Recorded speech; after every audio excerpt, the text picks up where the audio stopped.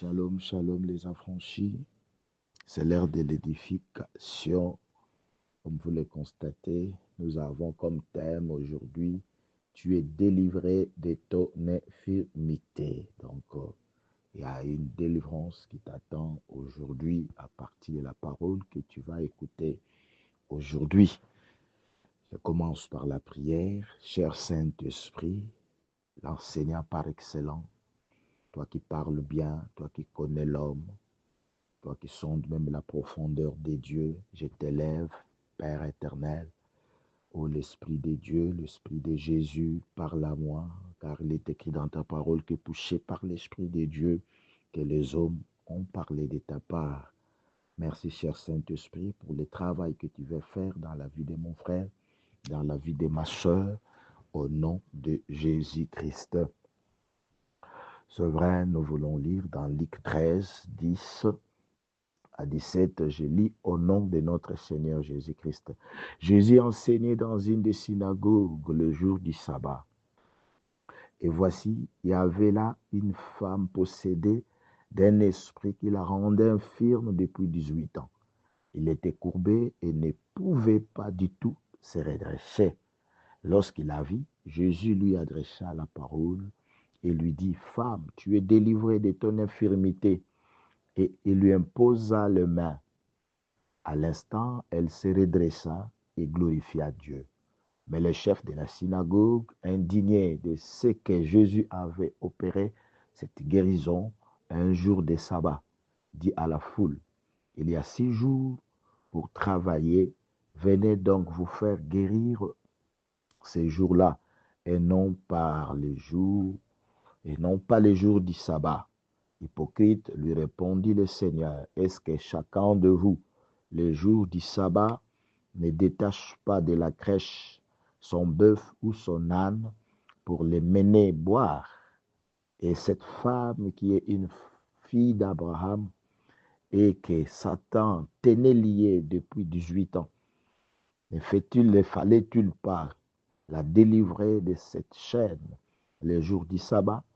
Tandis qu'il parlait ainsi, tous ses adversaires étaient confus et la foule se réjouissait de toutes les choses glorieuses qu'il y faisait. C'est la parole du Seigneur. Donc la présence de Jésus dans une des synagogues était une grande bénédiction ce jour-là parce qu'il y avait une femme que le diable avait malmenée pendant 18 ans avec la présence de mauvais esprits.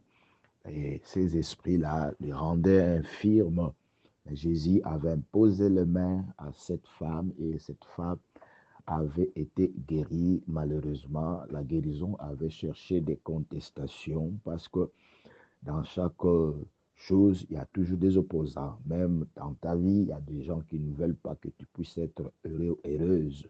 Ils veulent te voir dans ta position-là. Il veut que tu puisses être comme tu es là et que tu sens que les choses ne changent pas, ne bougent pas dans ta vie.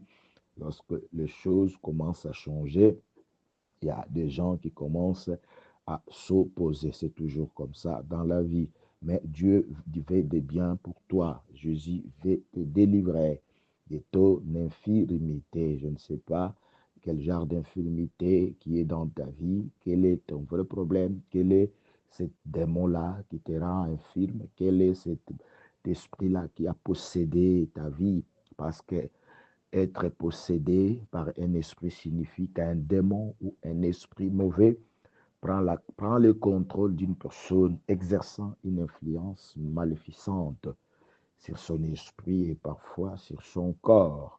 Alors, lorsque le mauvais esprit vient dans ta vie, il ne porte pas bonheur. En tout cas, pendant 18 ans, cette femme avait beaucoup souffert avec la présence d'un mauvais esprit dans son corps.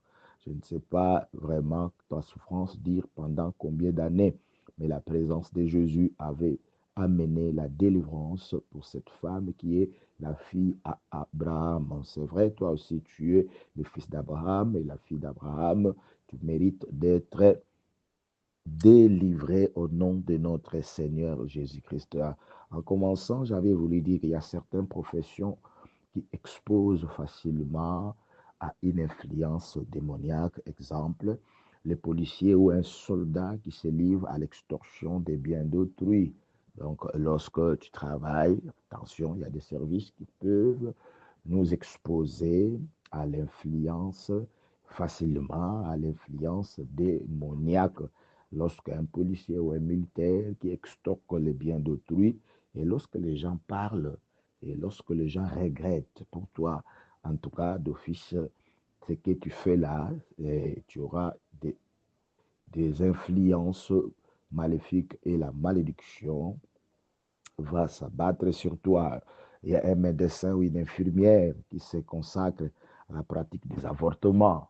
Oh, lorsque tu es docteur, tu es médecin ou infirmière, qui te consacre à la pratique des avortements, tout ce que tu fais là, ça t'expose facilement à une influence démoniaque. Un magistrat qui trafique les décisions de justice, tout ça, ça t'expose, mon frère, ma soeur, et non seulement toi et toute ta famille, ça t'expose facilement à une influence démoniaque. Tu peux être possédé à partir de ça, hein, un prédicateur qui usurpe la gloire de Dieu, ainsi de suite. Donc, tout travail que tu peux faire, il faut veiller sur ça pour éviter d'autres histoires qui peuvent ouvrir la porte et que le diable puisse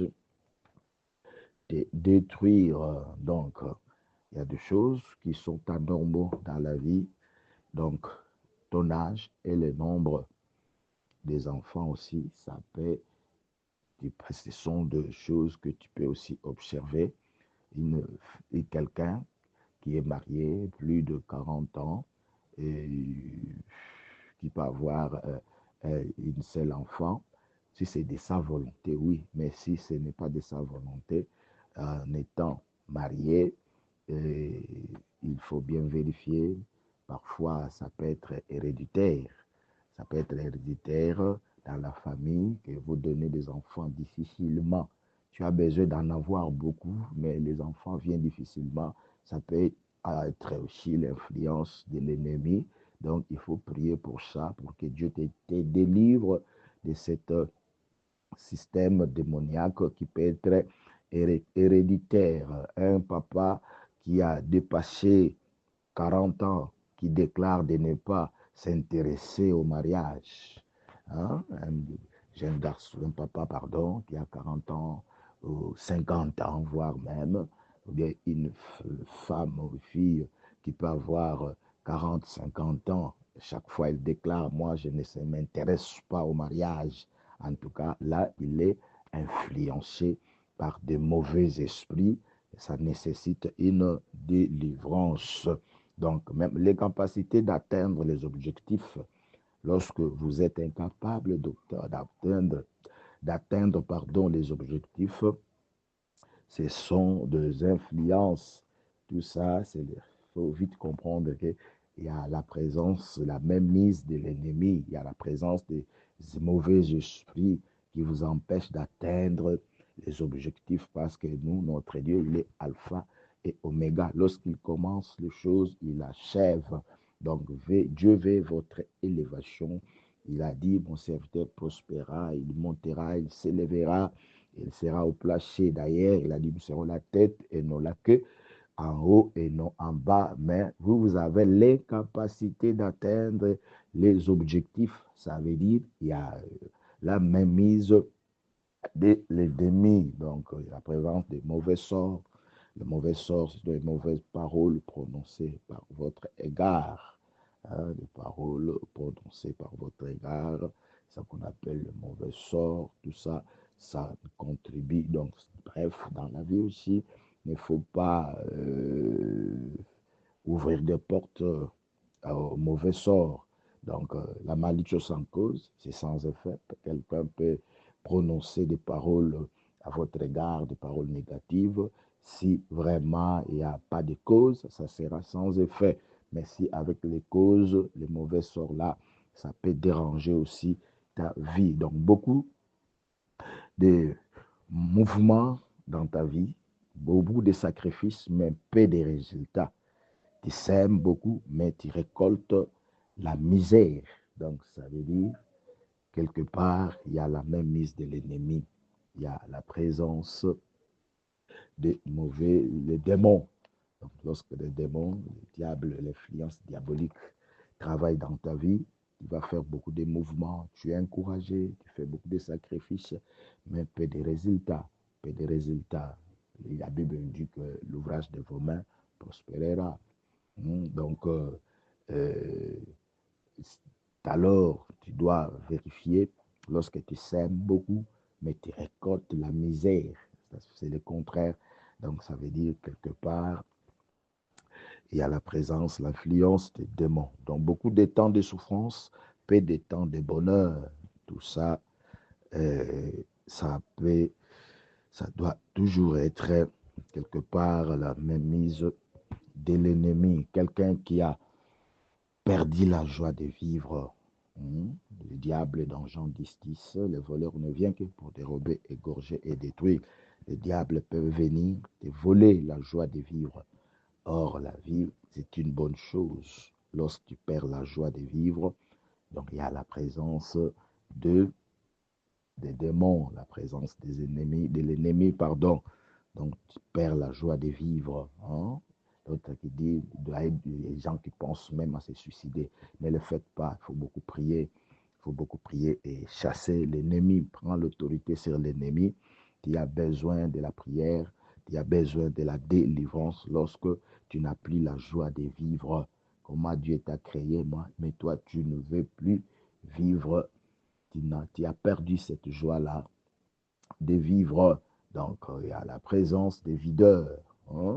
Lorsque vous remarquez que la flèche de votre vie qui montait commence à descendre, donc il y a la présence des videurs. Toi qui montais, mais subitement, tu te trouves dans des situations compliquées. Le diable peut vider la santé, les affaires, fermeture de maisons, magasins, vous entraîner dans des dettes exagérées. Il peut vider les biens de valeur de ta maison. Tu vas commencer à vendre des parcelles que tu avais achetées. Donc, le flèche de votre vie qui montait commence à descendre. Donc là, il y a la présence de videurs, la présence des démons. Présence des démons. Commence à vendre tout ce que tu possédais. Le diable veut te rendre main vide. C'est ça. Le voleur, il vient pour dérober, égorger et détruire. Il peut vider l'affection conjugale. Beaucoup de couples vivent dans les compréhensions. Le diable il peut venir en présence des démons. Lorsque les démons s'introduisent dans votre couple, il peut vider l'affection conjugale. Tu n'as pas cette affection, tu n'as plus l'affection à ton mari, tu n'as plus l'affection à ta femme. Or, la base de, de l'amour, la base d'un couple, c'est l'amour. Alors que vous perdez l'affection et vous allez commencer à perdre aussi l'amour. L'amour, donc c'est fini. Au lieu d'être une seule chair, vous allez commencer à être deux personnes dans votre maison. Il y aura des divergences, il y aura des contestations, il y aura des incompréhensions, il y aura même des combats. Vous allez commencer à s'opposer l'un à l'autre. Donc, pourquoi? Parce qu'il y a la présence, il y a la présence des démons. Il peut vider les enfants. Ils peuvent vous aider demain. Commence à tuer tes enfants. Tuer la maman, c'est ça l'ennemi. Commence à tuer tes enfants.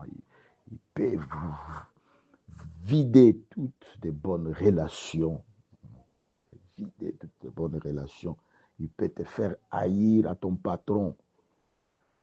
Il peut être pas le diable. Il est capable de présence des démons. Tu n'as rien fait, mais on t'a haï. C'est ça, le démon peut te séparer avec un ami qui est devenu comme ta famille. Pourquoi? Quelqu'un qui te donnait de bonnes idées. Le diable est capable de venir, la présence des démons, venir de vous séparer des dépenses non planifiées, ce qu'on appelle des imprévus. Ce qu'on appelle des imprévus. Mais je sais une chose, Jésus-Christ est venu sur cette terre pour délivrer la vie. Il est là pour te délivrer. Il veut te délivrer physiquement, spirituellement, matériellement. C'est pourquoi je déclare ta délivrance au nom de notre Seigneur Jésus-Christ.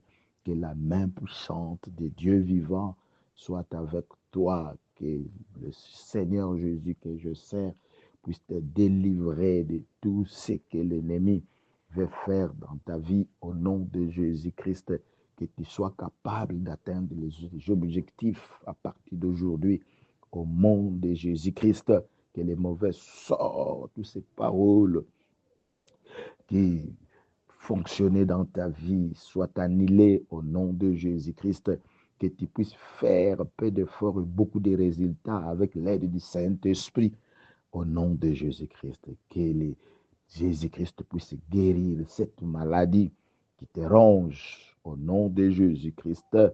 Que le Seigneur se lève pour que tu puisses avoir la joie de vivre, la joie de vivre. Que la flèche de votre vie qui commençait à descendre puisse prendre de l'ascenseur au nom de Jésus. Que la grâce de Dieu soit avec toi. Que le sang de Jésus-Christ te couvre. Tiens bon avec Jésus. Avec Jésus, nous ferons des exploits. Notre Jésus est vivant. Il ne va pas t'abandonner. Amen.